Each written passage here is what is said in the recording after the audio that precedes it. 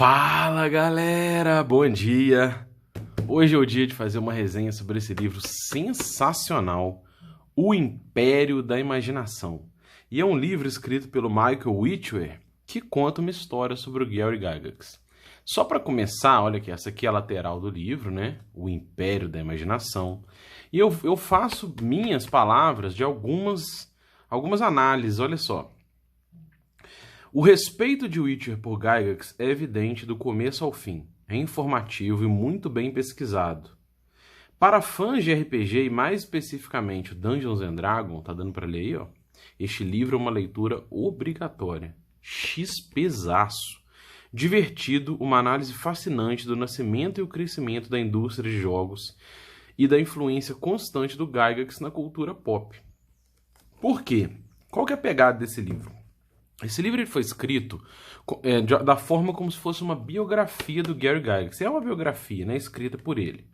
E aí, se você pegar aqui, ó, O Império da Imaginação, é um livro em português, tá? É um livro em português. E aí, se você pegar a tradução dele, ó, foi a Ana Rodrigues que fez. E se você pegar essa primeira parte aqui, olha aqui, ó. Todo esse XP aqui, esse conteúdo inicial que eu já dividi aqui, ele fala o quê, no resumo aqui? Ele conta da infância e adolescência do Gary Gygax, os desafios que ele viveu na sua infância e na adolescência. O livro ele é construído numa forma que eu achei muito legal, em que ele coloca níveis, tá vendo? Nível 1, nível 2, nível 3, nível 5 até o nível 9, considerando uma evolução em XP do Gygax, né, nessas brincadeiras, e essa história cronológica partindo da infância dele. Então aqui no começo, essa parte toda aqui, é todo o XP que impulsionou o Gygax, e aí eu acredito que a gente pode extrapolar isso para toda criança, todo adolescente que viveu essa época, que instigou ele a chegar no momento da criação do Dungeons & Dragons. Então é todo aquele background que a gente fala, né? Toda aquela inspiração que ele descreve no Apêndice N, as aventuras do Conan, as aventuras de Fafnir de Greymouser, toda essa vivência que está ali descrita no Apêndice N dele, né? As leituras que inspiraram ele, como que o pai dele trouxe para ele, por exemplo, aquelas revistas que são consideradas literatura pulp, né? Aquelas revistas baratas da Weird Tales, e ele começou a ler ali, descobriu o Conan, algumas aventuras que ele viveu na infância com os amigos, e tudo isso está aqui nessa parte, até chegar no capítulo que é o Encontro do Destino. Então esse XP aqui, eu imagino que o Arneson, outros criadores, desenvolvedores da época, viveram experiências similares, né? São aquelas referências que a gente tem, como se fosse um jovem hoje tem as referências do Game of Thrones, do Harry Potter, desse tipo esse tipo de conteúdo, né? Aqui é o conteúdo que o Gygax, e aí a gente pode extrapolar para os outros, tiveram nessa época. Aí no Encontro do Destino conta, o Gygax ele foi o criador, quem desenvolveu e começou a organizar a Gen Con. Então, nesses encontros de wargames, né, de miniaturas, ele conheceu o Arneson. Ali eles começaram a ter o primeiro contato, e isso é contado nessa parte que eu separei aqui, mais ou menos, né, nesse XP aqui, ó. Isso é contado aqui, mais ou menos, no encontro dos dois, como o Arneson trouxe a ideia de vivenciar aventuras, né? Ele teve essa ideia e começou a experimentar isso num sistema que para ele era pedra, papel ou tesoura, para resolver conflito, mas ele fez de uma forma improvisada. Eu ainda não li a parte que tem a visão do Arneson disso, né? Mas os dois XPs, tanto esse quanto esse aqui, ó, que eu resenhei recentemente, o Dados e Homens, eles trazem uma visão, esse aqui mais imparcial do D&D como um todo, e esse aqui uma visão do Gygax, e são XPs muito bons, eu acho muito legal, porque mostra como o Arneson teve uma ideia, e como aquilo já ali nos anos 70, no final dos anos 60 e anos 70, já existia de forma crua, e o Gygax, com a sua experiência de jogos, começou a pensar na raiz do sistema. Então, como que poderia pegar essas ideias de fantasia, vivenciar personagens na primeira pessoa, evolução de personagem, e ele trouxe essas mecânicas em cima da chainmail. Então, isso que conta um pouco aqui, né? Como é que ele desenvolveu isso. Aí aqui que eu separei, olha que legal. Essa parte aqui, ó, uma solução improvisada, até aqui conta como que foi o lançamento da TSR, né? Os desafios que eles tiveram, as resistências que eles enfrentaram para publicar o jogo, que eles fizeram um playtest por alguns anos, trocando carta, então muito legal. Aí aqui nessa parte, olha só, ele tem umas artes, olha que legal. Ele tem a arte do Gygax lá na Gen Con de 69, o Arneson na Gen Con de 69, de óculos. A segunda Gen Con 2. A primeira o Gygax organizou em 68. Aí tem aqui, ó, o Gary jogando com o Mike Carr em 69, uma ilustração já colorida. Aí o Gary jogando na convenção de Madison em 69. Ó. A capa da Chainmail, tá vendo? Lançada em 71, primeiro Chainmail. Então, como que... Eu vou parar aqui. Como que, nessa parte, como que a ideia de trazer personagens com evolução de nível, atributo, esse tipo de conceito, você interpretar um personagem, pensar fora da caixa, como que você construiria um sistema para isso? E o Arneson, na época, começou a ver na Chainmail uma possibilidade, porque era um jogo de miniatura, olha aqui, ó, Chainmail. É um jogo de miniatura de fantasia medieval. E aí esse jogo de fantasia medieval com miniatura, ele era mais próximo do que o Arneson imaginava. E aí o Gygax começou a trabalhar com ele, porque o Arneson ainda tinha uma ideia muito crua. E aí eu achei muito legal, mostra como que o Gygax, por exemplo, desenvolveu a ideia de usar o D20 no seu sistema.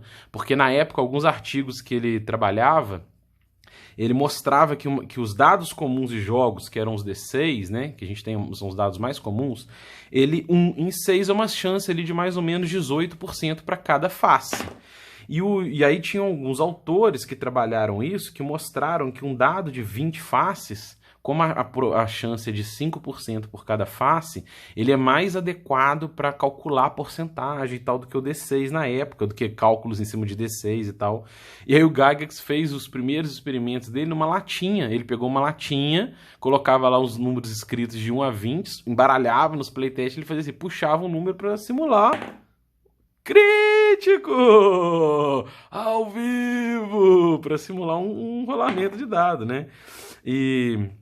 muito legal, muito legal. Aí depois, né, aqui tudo, essa parte toda aqui, ela mostra a vivência nos anos 80, né, o D&D se consolidando, virando pop, começando a ganhar novos ares, e todos os problemas que as escolhas que eles tomaram nos anos 70 e as consequências disso, os problemas na justiça, né, diversos problemas, dentre eles uma história que eu achei, assim, que a gente já conhecia, mas é uma história que vale a gente refletir, que foram processos injustos, alegando que o Dungeons & Dragons ele influenciava na mente de jovens, gerava depressão, que era um culto que buscava jovens para cultos diabólicos, uma caça às bruxas que o Dungeons & Dragons viveu nos anos 80 lá nos Estados Unidos, muito parecido com o que a gente vivenciou aqui no Brasil nos anos 90 com o caso Ouro Preto, né? Mais leve, mas também um caso que mostra